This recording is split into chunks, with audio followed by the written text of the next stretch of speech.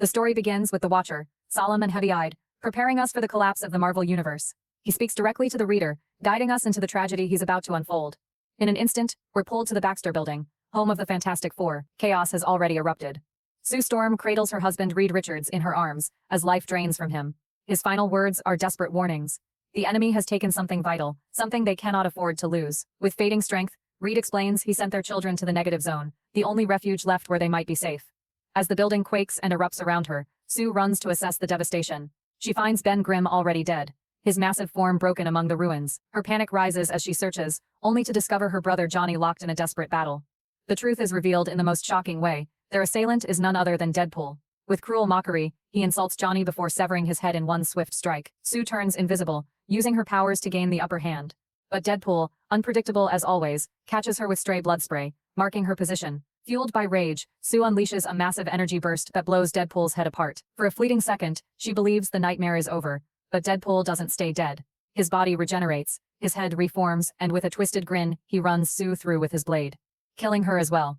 The Watcher, now our only narrator, explains how this carnage began. It started when the X-Men delivered Deadpool to Ravencroft Asylum, hoping psychiatric care would heal his fractured mind, but their trust was misplaced.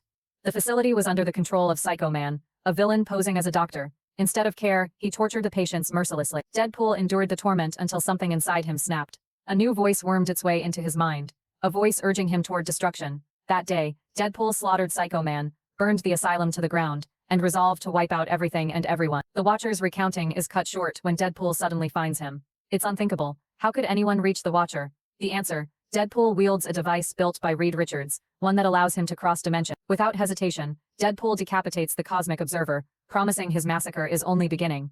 News reports follow. Deadpool has begun erasing legends, Dr. Doom, Ghost Rider, and countless others, all burned, butchered, destroyed without mercy. Soon after, Deadpool faces Spider-Man in the heart of the city. Their fight is fast, vicious, and brutal. Spidey stays sharp with quips, even convinced he can put Deadpool down, but Deadpool is determined to make Spider-Man his next kill. He toys with Peter, wearing him down, waiting for the opening. At last, he tricks and exhausts him before pulling the trigger. Spider-Man falls dead. The Avengers convene at their tower, horrified by the trail of bodies. Black Panther is gone, along with other heavyweights. Just as they strategize, Edwin Jarvis rushes in with grim news. Hank Pym is dead, and his technology stolen. But Deadpool is already one step ahead. He's inside the tower. Bombs hidden across the building detonate, reducing the Avengers' headquarters to rubble. Only Thor and Luke Cage stagger from the blast. Cage lunges at Deadpool, his unbreakable skin absorbing every strike. But Deadpool anticipated this. Earlier, he laced Luke's coffee with nanotech explosives. In the middle of the brawl, Cage erupts from within, leaving nothing but ruin. Now it's Thor's turn. Their battle shakes the skies, but Deadpool fights with cunning over strength. Using stolen Pym particles, he enlarges Mjolnir until the massive hammer crashes down on Thor's skull, crushing the God of Thunder. In mere minutes, Deadpool has dismantled Earth's mightiest heroes. His rampage continues, leading him to the Hulk. Against the Green Monster, Deadpool is hopelessly outmatched. Hulk pulverizes him, ripping his body apart until nothing remains. Convinced it's over, Hulk retreats to the wilderness. That night, in a quiet cave, Hulk reverts to Bruce Banner and collapses into sleep. From the shadows, Deadpool appears, whole once more. He slaughters Banner in his rest, proving not even the strongest can escape. Time passes, and the world grows empty. With so many champions gone, grief consumes the survivors. Mary Jane and Aunt May, among others, gather to mourn and plot a desperate response. Pooling their resources, they hire the most feared mercenary alive, Taskmaster. If anyone can match Deadpool, it's him. Taskmaster begins the hunt, reviewing the carnage. Deadpool hasn't just murdered heroes, he's butchered villains too. Venom, Green Goblin, all dead, none spared. Nothing slows his hand. Meanwhile, Deadpool has Professor X bound in a chair, tormenting him. He stabs Charles, taunting him until Xavier cries out telepathically for his students. The X-Men arrive in force, storming the warehouse. But Deadpool is ready, traps line every wall. Cyclops and his squad charge forward, only to be caught in a violent detonation takes Scott's head, and his uncontrollable optic blast vaporizes his entire team in an instant. Bound and helpless, Professor X can do nothing but watch as his children are slaughtered. Professor X is devastated, forced to watch as his X-Men are cut down one by one. Colossus, Rogue and others are slaughtered in gruesome fashion, their bodies convulsing as electricity rips through them. Deadpool taunts the telepath, carrying on casual conversation with the sinister voice in his mind, a voice that now urges him to open his head and let Charles inside. Deadpool thanks Xavier mockingly for sending him to the asylum, claiming that all it did was unleash his true nature. Desperate, Charles tries to invade Wade's mind, hoping to snuff out the madness, but what he finds inside isn't insanity, it's clarity. Deadpool has realized something far darker, and when Xavier sees it, the revelation is so overwhelming that his mind collapses, his body follows, lifeless. Even Magneto is not spared. Deadpool takes down the master of magnetism with cold precision, leaving his body broken before turning toward his greatest challenge yet, Wolverine. Logan, bloodied but unyielding, rallies to save what's left of the mutants, but his efforts fail. His children X-23 and Dakin are captured and sealed in a chamber designed to immolate them endlessly if they regenerate. Desperate to protect them, Wolverine squares off against Deadpool. This time, Wade comes prepared. His blades are forged from carbonadium, a rare metal that cancels out Logan's healing. He plunges one into Wolverine's body, then decapitates him with merciless efficiency. Over his fallen rival, Deadpool sneers, noting that no matter how beloved Wolverine might be, he'll always end up as another notch in Deadpool's kill count. In the bloody aftermath, Taskmaster continues to stalk his target. His search brings him to the remnants of Doctor Strange's sanctum, only to discover the sorcerer has already been slain. Strange's mystical archives have been ransacked, and Taskmaster realizes the horrifying truth. Deadpool isn't content with wiping out heroes and villains, he's aiming for the nexus of all realities itself. The very fabric of existence hangs by a thread.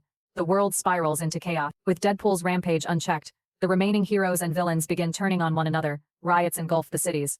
Some end their own lives before Deadpool can reach them, preferring suicide to his cruelty. Meanwhile, Deadpool enslaves Puppet Master, forcing him to craft effigies of surviving heroes and villains.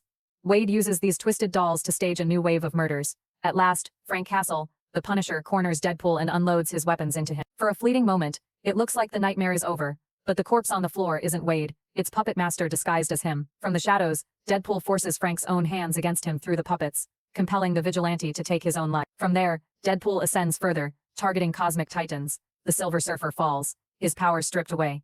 Even Thanos, obsessed with death itself, is struck down. With no champion left to stop him, Deadpool sets the stage for the universe's final collapse. Eventually, Taskmaster corners him in a desolate swamp. Their duel is intense. A battle of equals. Taskmaster promises to make Wade's death quick, but Deadpool insists Taskmaster is the only one who could ever truly understand. Unmoved, Taskmaster activates his ability, perfectly mirroring Wade's every strike, every feint. For a while it works. He anticipates Deadpool's movements flawlessly, but then something terrifying happens.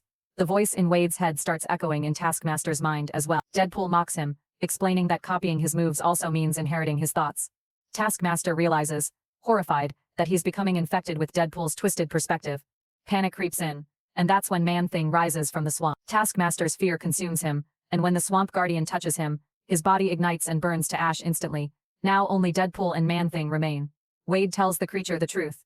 He must destroy himself. Deadpool claims he'll travel to the Nexus and erase all realities, but Man-Thing must end his guardianship first. Slowly, with agonizing hesitation, the creature obeys and dies. Deadpool marches into the Nexus, tumbling through a cascade of bizarre alternate worlds until he stumbles into a reality unlike any other, our own.